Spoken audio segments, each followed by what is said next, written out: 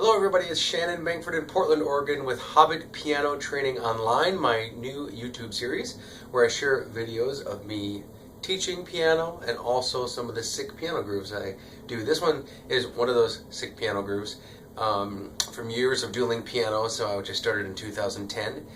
I'm going to call this series, my first video of this series, I'm going to call it my Dueling Groove series, or maybe my Groovy series, where we just focus on dueling piano grooves, how I would play the piano, sing and play these songs at the piano. Hundreds of songs going to be on here.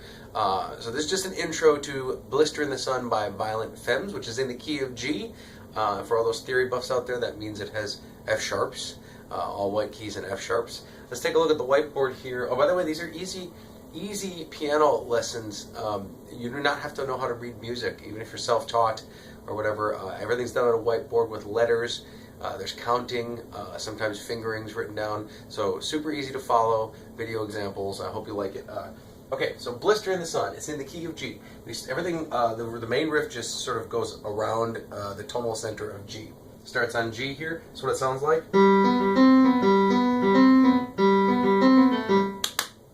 Right, and for the claps, you can do claps if you can do it and return back to the riff. It's kind of hard to do in dueling piano. Sometimes, a lot of times the drummers will do that, but optionally you can just hit G's.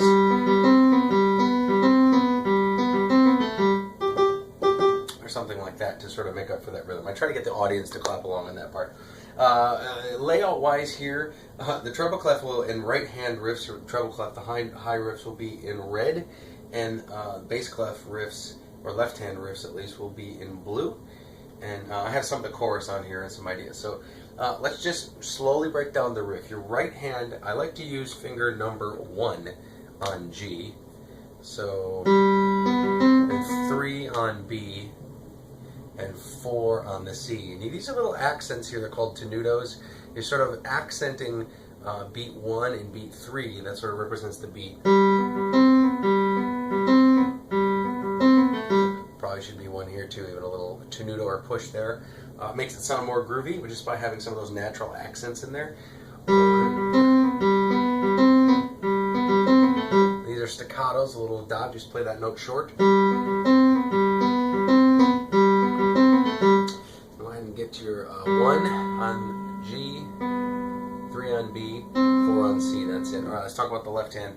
The left hand, I prefer to use finger number 4 on the low G here, and 2 on B, and 1 on C.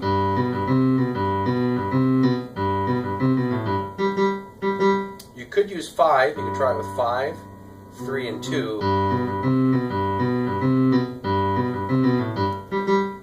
And it sort of leaves your thumb open, a little bit more open to reach the high G if you want to do that instead of the claps.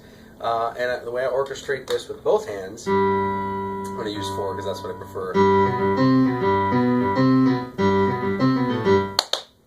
It's a unison riff, and all that means is your hands are doing the exact same thing.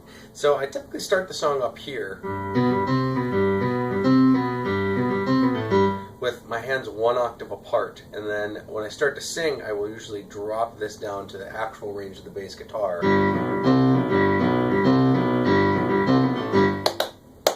To create different textures with the playing, so it sounds like, you know, less of the band is in, more of the band is in. This is the actual range of the bass guitar.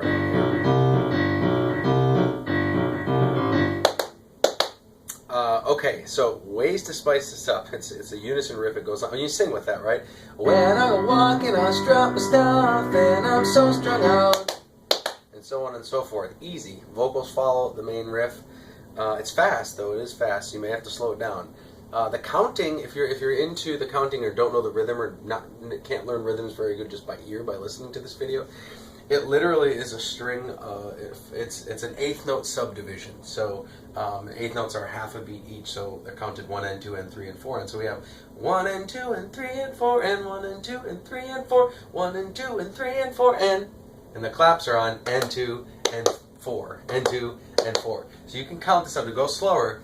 1 and 2 and 3 and 4 and 1 and 2 and 3 and 4 and 1 and 2 and 3 and 4 and. So if you've never heard the song before, you can figure it out by just counting or lining up the counts here. You don't even have to learn to read rhythms to learn some of these grooves off of this. But it is good to practice or understand how eighth notes and quarter notes and 16th notes and things, how these rhythms are represented, how I'm representing these rhythms. So I'm going to use the counts, and hopefully that's helpful for some people that maybe have less rhythm knowledge or struggle to just pick up rhythms by ear. You can count your way through it. Alright, so that is the main riff.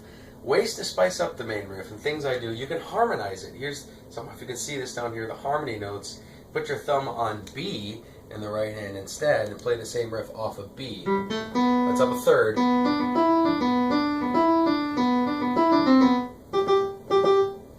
So that'd be 1 on B, 3 on D, and 4 on E. Same fingerings, you just move it up. So you start here.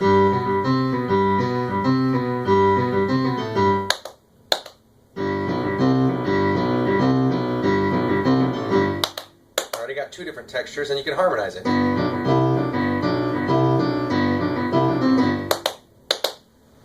What is harmony? It's just putting other notes that aren't in unison with the riff that make harmony. So these are G-based harmonies. The melody is the main note. Harmony is the alternative part that goes along with it. Alright, and then really advanced, and I try to throw this riff down sometimes, sixths. You can line your hand up on 6. You can take the harmony note, put it on the bottom, that's your thumb there, and then you can put the melody note up on top and actually harmonize it and do it in one hand. I'm going to go slow.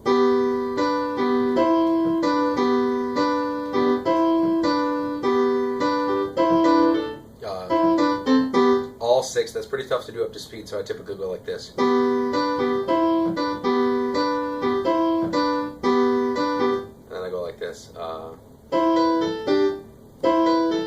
Something like that, or just this. You can harmonize the C with an E, and then the G with a D. So I'm creating harmonies. This is not in the real song. This is just Hobbit spice, if you will. Put that together.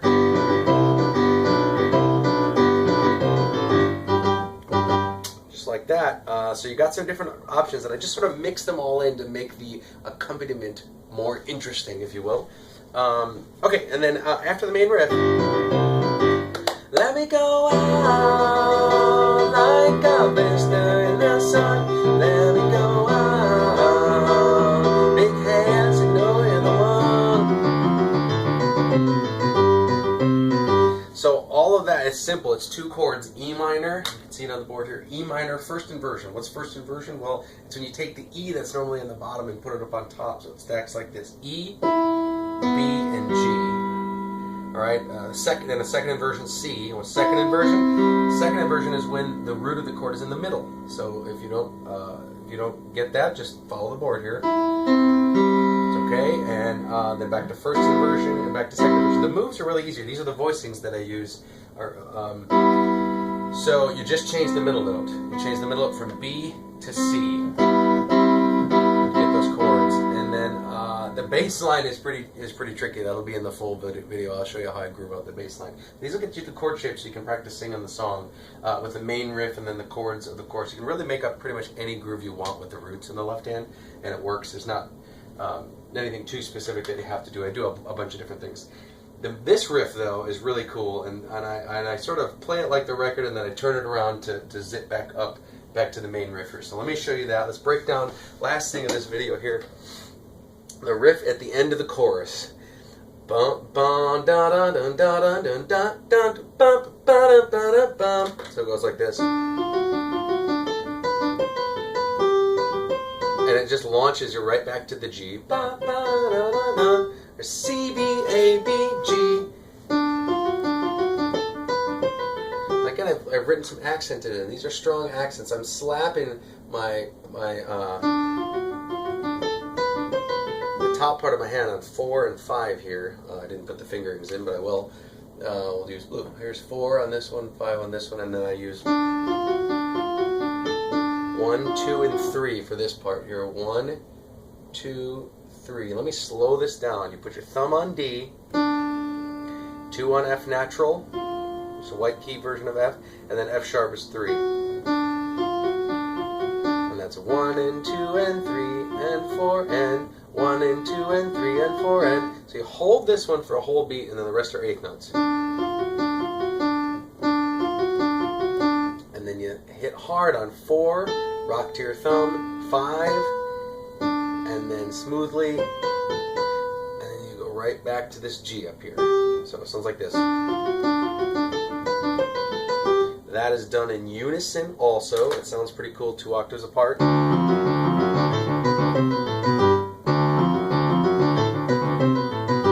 So you got, and then this riff to practice. The chorus chords, first inversion E minor, change the middle note to C. Let's do the whole chorus. Let me go out like a blister in the sun. Let me go out. Big hands, you know you're the one.